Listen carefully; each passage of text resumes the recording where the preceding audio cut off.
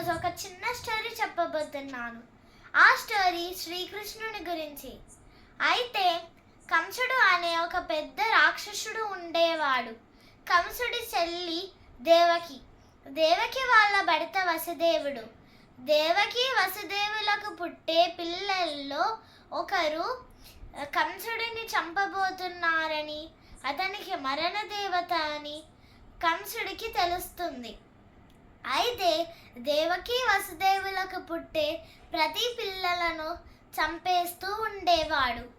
అయితే దేవకి వసుదేవులకు పుట్టే 8వ సంతానమే కంసుడికి మరణ దేవత. ఆ 8వ సంతానం పుట్టాడు. అతని పేరు శ్రీకృష్ణుడు.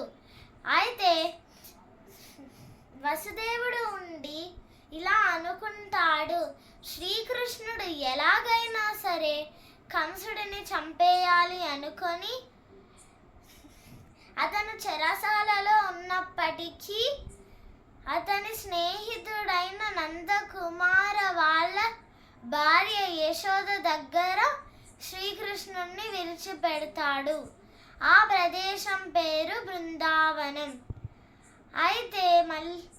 అయితే యశోదకు పుట్టిన పాపని తీసుకువచ్చినప్పుడు కంసుడు ఎప్పుడైతే ఆ పాపని చంపబోతున్నాడో అప్పుడు ఆ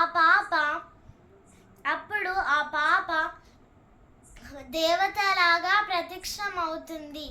ప్రత్యక్షమయ్యి, ఒరేయ్ మూర్ఖుడా, నీకు కావాల్సిన వాడు ఎక్కడో పెరుగుతున్నాడు, నన్ను ఎందుకు చంపుతున్నావురా ఓ దుర్మార్గుడా, అతనే నీకు మరణ దేవత అని చెప్పి ఒక్క క్షణంలో మాయమైపోతుంది. అయితే దానికన్నా ముందు వసుదేవుడు రోహిణిని పెళ్లి చేసుకుంటాడు. అయితే రోహిణికి పిల్లలు పుట్టలేదు.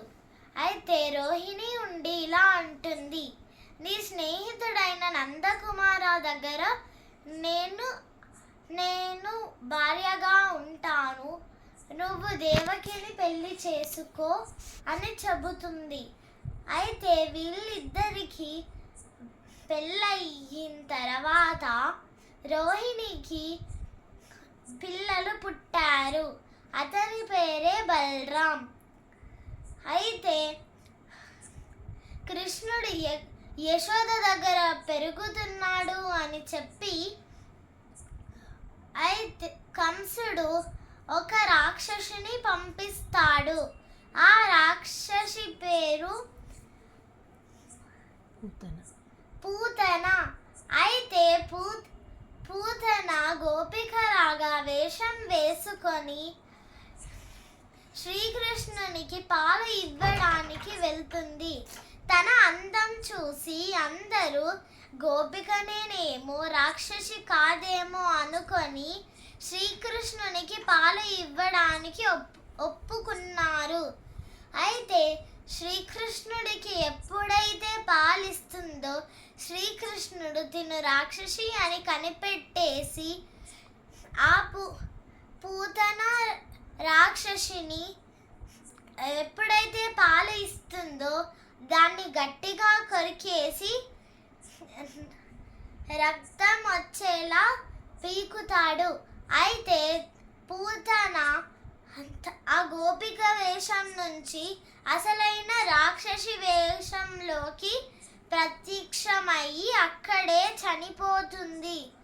కంసుడు ఇలా కాదు అని చెప్పి ఒక రాక్షసుణ్ణి కాకి రూపంలో పంపిస్తాడు.